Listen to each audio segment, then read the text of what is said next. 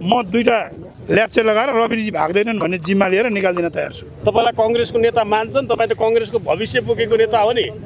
यदि राज्यलाई विश्वास छैन भने मलाई बोलाएर साइन गराउनु, म साइन गरिदिन्छु। रविजी भाग्दैनन्। पहिला मेरो कुरा राख्छु अनि तपाईँहरूको प्रश्नको जवाब दिन्छु है मलाई।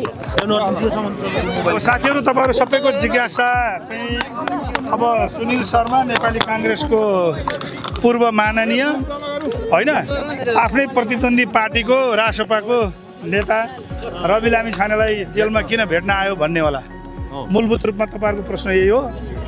र यसमा चाहिँ के छ भन्नुहुन्छ भने हामी चाहिँ बुद्धका सन्तान हौँ, पहिला यसरी बुझ्नु पर्यो।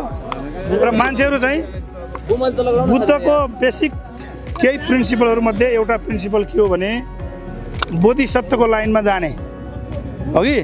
मान्छेहरू कोही बुद्ध बन्छन्, कोही अरहत बन्छन्, बोधिसत्वको लाइनमा जाने एउटा स्टेप हुन्छ। अब हामी त त्यो स्टेपमा जान सक्दैनौँ। यद्यपि यसको बेसिक थ्योरी के हो भने मान्छेहरू मात्र होइन, संसारभरि भएका कुनै पनि प्राणी, कुनै पनि जीवजन्तुसम्मले पनि दुःख पाएको छ भने त्यस्तो जीवजन्तुको समेत उद्धार गर्नु है भनेको छ बुद्धले। बुद्ध हाम्रो देशमा जन्मिनु भएको, संसारले मानेको भगवान हो। त्यही प्रिन्सिपललाई मान्ने म चाहिँ एउटा बुद्धिस्ट स्कुलको स्टुडेन्ट भएको हुँदाखेरि मेरो पार्लियामेन्टभित्र, हाम्रो पार्लियामेन्टभित्र हामी सँगै बसेको मेरो साथी, मेरो मित्र रवि लामिछानेजी यसरी एउटा लामो समयसम्म जेलमा बसेको अवस्थामा म वास्तवमा धेरै अगाडि जान चाहन्थेँ, भेट्न चाहन्थेँ होइन। यो मेरो कर्तव्यभित्र पनि पर्छ, मानवताभित्र पनि पर्छ, फ्रेन्डसिपभित्र पनि पर्छ, मित्रताभित्र पनि पर्छ। र ढिलै भए पनि म आज अलिअलि मलाई सन्चो पनि थिएन, यद्यपि मैले सोचेँ म जान्छु भनेर म आएँ र मैले भेटेँ।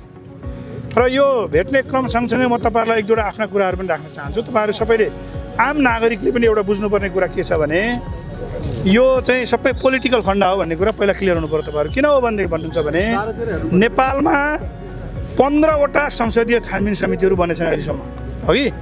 मैले थाहा पाएको रेकर्ड अनुसार, बढी पनि हुनसक्छ, हेर्नु होला। मैले थाहा पाएको रेकर्ड अनुसार 15वटा छानबिन समितिहरू बने, संसदीय सुनवाई समितिहरू बने। तर एउटा मात्रै संसदीय सुनवाई समितिको रिपोर्ट क्याबिनेटमा लगियो र योभन्दा अघिल्लो गठबन्धनको सरकार, जुन सरकारमा हामी पनि थियौँ, हो कि हामी पनि थियौँ। तपाईँहरूलाई थाहै छ चेन्जिङ मुभमेन्ट भयो, हालत के भयो सबैको होइन। यो धेरै अपराध गरिसकेपछि यस्तो हुन्छ है। र एउटा मात्रै छानबिन समितिले सिफारिस गरेको रिपोर्ट तपाईँको चाहिँ क्याबिनेटमा लगियो र त्यसलाई चाहिँ फरवर्ड गर्ने काम गरियो। र तपाईँलाई म एउटा प्रश्न, आफैभित्र म एउटा प्रश्न तपाईँहरूलाई राख्न चाहन्छु। रवि लामिछानेलाई थुनिसके पछाडि सहकारी पीडितहरूले कसैले 1 रुपियाँ पैसा फिर्ता पाएको थाहा पाउनु भएको छ भने सोलुसन यो रहेछ त? सोलुसन त थुन्ने होइन रहेछ, हो कि। त्यस कारणले अहिलेको सरकार, अहिले जेएनजी मुभमेन्ट पछाडि बनेको सरकारलाई म के आग्रह गर्न चाहन्छु भने सहकारी पीडितहरूको पैसाको फिर्ताको सुनिश्चितता गर्दै सरकारले रवि लामिछानेको मुद्दालाई फिर्ता लिनुपर्छ। किनभने रवि लामिछानेले के भनिसकेको छ भन्नुहुन्छ भने रवि लामिछानेले भनेको कुरा के हो भन्दाखेरि ल त्यस्तो छ, म माथि जे आरोप आइरहेको छ त्यो बराबरको बिगो जे हो त्यो म चाहिँ जनताको बिगो म धरुटी राखेर अथवा त्यसलाई राज्यको जिम्मामा छोडेर भए पनि म चाहिँ तयार छु। मेरा आफन्तहरूबाट, मेरा साथीहरूबाट, मेरो नातेदारहरूबाट म चाहिँ तिर्छु भनिरहँदाखेरि पनि तपाईँको चाहिँ जो सरकारले यसरी, अघिल्लो सरकारले, म अहिलेको सरकारलाई यो दोष दिन चाहन्न, अघिल्लो सरकार जुन चाहिँ राज्य सत्ता, पार्टी सत्ता र राज्य सत्तालाई पक्रेर राज्य दमन गर्न बसेका केही हरिलण्ठकहरू भन्छु अझ म त, केही हरिलण्ठकहरू जसले देश वर्षौँसम्म दमन गर्यो, उनीहरूले चाहिँ तपाईँको चाहिँ के हुन्छ भनेदेखि प्रतिशोध साध्ने। त्यो प्रतिशोध मेरा विरुद्धमा पनि साध्यो, हजारौँ नेपालीहरूको विरुद्धमा साध्यो। जब मान्छेलाई उनीहरूलाई दुःख दिनु छ त्यसबाट सम्पत्ति शुद्धिकरणको चिठी तेर्साइन्छ। यो मैले त 26 पल्ट भोग्या। एउटा सम्पत्ति शुद्धिकरण भन्ने निकाय छ, पहिला प्रधानमन्त्रीको चाहिँ अन्डरमा राखिन्थ्यो र व्यापारीहरूलाई तर्साइन्थ्यो र राति पैसा उठाइन्थ्यो, है। त्यस कारणले यो राज्य सत्तालाई चाहिँ जो क्याप्चर गरेर राज्य दमन गर्नेहरूले नै आफ्नो अनुकूलतामा के हुन्छ र आफ्ना विरोधीहरूलाई कसरी ठेगान लाउने भन्दाखेरि राज्य सत्ताको गलत ढङ्गले प्रयोग गरेर यो चाहिँ पटक पटक यस्ता कामहरू नभएका होइनन्। र अहिले चाहिँ 2वटा मोडालिटीमा सरकार जान सक्छ। र म न्यायालयका श्रीमानहरूलाई पनि म आग्रह गर्न चाहन्छु, यसपालि सर्वोच्च जलिरहँदाखेरि तपाईँहरूले पनि विचार गर्नुभयो होला, हामी कोही खुसी छैन, न राष्ट्रिय फोर्स, न नेपाली नागरिक, न अन्तर्राष्ट्रिय फोर्स। न्यायालयमाथि आगो लाग्नु, सर्वोच्चमाथि आगो लाग्नु भन्ने कुरा चाहिँ त्यो असाध्यै दुःखद र नराम्रो घटना हो। तर त्योबाट एउटा कुरा के चाहिँ बुझ्नुपर्छ भने श्रीमानहरूले पनि अहिलेसम्म त न्यायालयमा मात्रै आगो लागेको छ। तर यदि न्याय सम्पादन सही ढङ्गले भएन, डेमोक्रेसीको 5 पिलर मध्ये एक पिलर न्यायालयप्रति पिपुलहरूको आस्था र विश्वास, जनताको धरोहर न्यायालयभित्र यदि माल प्र्याक्टिस भयो र चाहिँ आफ्नो अनुकूलतामा मुद्दाहरूलाई व्याख्या गरियो भने अहिलेसम्म न्यायालय मात्रै जलेको छ। माफ पाऊ श्रीमान, भोलि न्यायालयभित्र छिरेर मान्छे जलाउने दिन आउन सक्छ। म यहाँहरूसँग माफी माग्दै यहाँहरूलाई भन्न चाहन्छु, यस्तो भायोलेन्स रोक्नको निम्ति एउटै न्यायालयभित्र एउटै प्रकृतिका केसहरू, समान केसहरू, अझ एउटै न्यायाधीशले गर्ने फैसलाभित्र समान केसहरूलाई समान ढङ्गले व्यवहार हुनुपर्छ, समान आँखाले हेरिनुपर्छ। स्वयम्भूनाथलाई तपाईँ हेर्नुहोस्, त्यहाँमाथि 2टा आँखाहरू तपाईँहरू देख्नुहुन्छ। हाम्रो तपोभूमि हो काठमाडौँ। जसरी स्वयम्भूनाथको आँखाले राष्ट्रिय अन्तर्राष्ट्रिय र संसारलाई हेरिराखेको छ, विशेष त काठमाडौँ उपत्यकालाई हेरिरहेको छ, त्यसरी नै न्याय सम्पादन गर्ने न्यायमूर्तिहरूले पनि नेकपा एमालेको कार्यकर्तालाई आम छुट दिने, नेकपा माओवादीको कार्यकर्तालाई आम छुट दिने, अनि एउटा मान्छेलाई चाहिँ हुर्मत निकाल्ने खालको जुन व्यवहार गरिएको छ, यो व्यवहार आपत्तिजनक छ।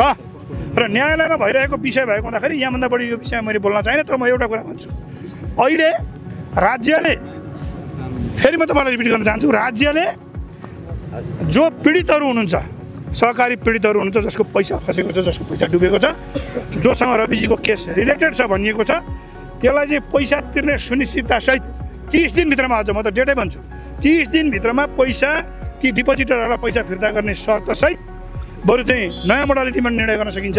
त्यतिन्जेलसम्मका निम्ति अब अथवा फैसला आउन्जेलसम्मका निम्ति होइन, तपाईँको चाहिँ रविजीको पासपोर्टलाई सिज गरिदिने, देशभन्दा बाहिर जान नदिने होइन, तर देशभित्र खुल्ला रूपमा मुभमेन्ट गर्न दिने, एउटा यो मोडालिटी सरकारले आफै मुद्दा फिर्ता लिने। अर्को चाहिँ न्यायालयको अन्तिम फैसला आइसकेपछि, फैसला आएपछि हुने गरी अहिलेलाई उहाँलाई जति उहाँलाई चाहिँ जो बिगो भनेर क्लेम गरिएको छ, त्यो बिगोलाई एज अ ब्याङ्क ग्यारेन्टी लिने अथवा पैसा धरोटी लिने उहाँले दिन्छु भनेको छ, लिएर उहाँलाई स्वतन्त्रतापूर्वक इलेक्सनमा जान दिने। किनभने हामीले हेऱ्यौँ, उहाँलाई पहिला पनि चुनाव लडाइयो, अत्याधिक मत ल्याएर उहाँले जित्नुभयो, फेरि पुनः चुनाव लड्ने स्थितिमा पुर्याइयो, फेरि जनताबाट टेस्टेड भएर उहाँले जितेर आउनुभयो। भनेपछि साथीहो, म तपाईँहरूलाई विनम्रतापूर्वक यो सरकारलाई आग्रह गर्न चाहन्छु, यो सरकार हिजोको जस्तो सरकार पनि होइन।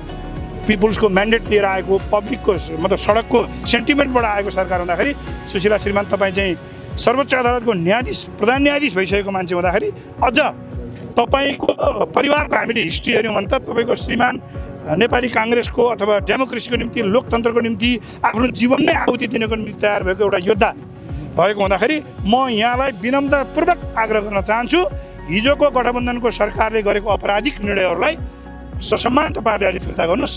त्यो नै नेपाली जनताको पक्षमा, तपाईँहरूको पक्षमा र आम यो देशवासीका पक्षमा हुनेछ। नभएदेखि देशले अझै भायोलेन्स बिहेभ गर्न सक्छ। र सुन्नुहोस्, रोक्नुहोस् न, म सक्छु अझै। र अर्को कुरा, म सम्माननीय पूर्व के अरे चाहिँ सर्वोच्च अदालतको प्रधान न्यायाधीश, अहिलेको हाम्रो नेपालको मन्त्री र गृहमन्त्रीज्यूहरूलाई म के भन्न चाहन्छु भने, तपाईँहरूले मुद्दा फिर्ता लिइरहँदाखेरि रवि लामिछाने भन्ने मान्छे भाग्छ भन्ने तपाईँहरूलाई डर छ भने मलाई बोलाउनुहोस्। म नेपालमा गत 6 वर्षदेखि लगातार रूपमा हाइएस्ट ट्याक्स पेयर, एजुकेसन र हेल्थमा हाइएस्ट ट्याक्स पे गरेको मान्छे हो।